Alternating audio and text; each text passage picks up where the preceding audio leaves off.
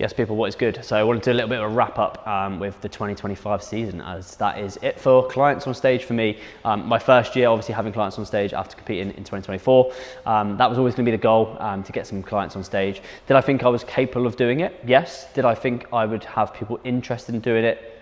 I was a little bit unsure, but luckily I had the three guys that obviously have competed, have trusted me through the process, and I've absolutely loved going to shows as a coach this year, bringing athletes in, even like the daily check-ins every day, setting up their, their targets for the day in terms of food, having daily posing coming across to me. I've absolutely loved that process, and I want next year, 2026, to be bigger and better. So to say that we're rounding up this year as my first year, as a coach, taking athletes to shows and competing, to have 2 wins and a 3rd place is unreal. So happy with that. I do not plan on slowing down. Next year, the goal is to have obviously my first female on stage in Gemma, who is looking fabulous, and she'll do very, very well. I'm a big believer of that. She'll be in wellness next year, and maybe some other categories just to make the use of her being a first timer and a junior as well. Very, very confident that she'll do very well. John will go again because we are shooting for a UK DFBA Pro card now, and we have a couple of other first timers in the mix as well, potentially more. So next year the goal would be to have my first female in Gemma on stage, and then hopefully have someone in a different category, so either classic or bodybuilding, so it's not just men's physique and taking people through that. Obviously the posing side of things with men's physique, I'm a bit more confident. If it was classic or bodybuilding, I would probably say to them to seek posing from elsewhere. But this year, we had Andreas 3rd place PCA Naturals 1 in an unbelievable lineup. The 2 winners, second and first, both won overalls in the past, and first place had a very, very successful season with multiple wins. Absolutely unbelievable. Such a good feeling. I still remember Andreas getting called out for 3rd place. Obviously they do 5th, 4th, and I was like, he's in with a shout here. So a very, very competitive lineup, as you'll see on screen.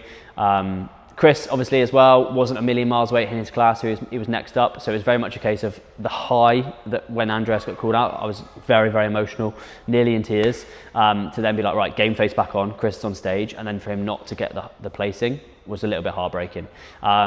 He could have been a little bit sharper. We tried to do that in between shows, but it was only a week apart, so it was very, very difficult. He will be back next year, bigger, better, and he will get the placing he deserves. I'm confident of that. So the plan for him is sort of September, October shows for 2026.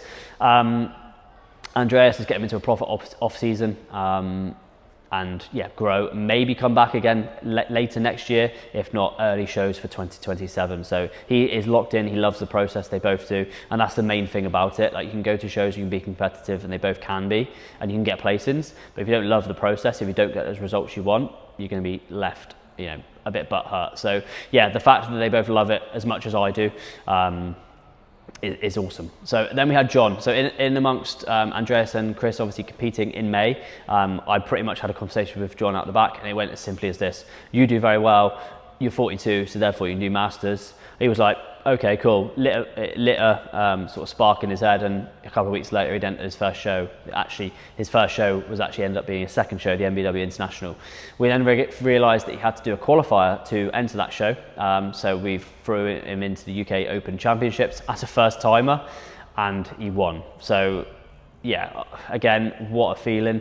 Absolutely awesome. Won his first show, Masters Men's Physique, went into the overall, placed second. I couldn't have asked for more. What a feeling. And again, perfect peak. It wasn't, actually no, I'll tell you what, it wasn't a perfect peak. He looked perfect on stage considering the week we had leading up to it. So he actually got a little bit ill before shows.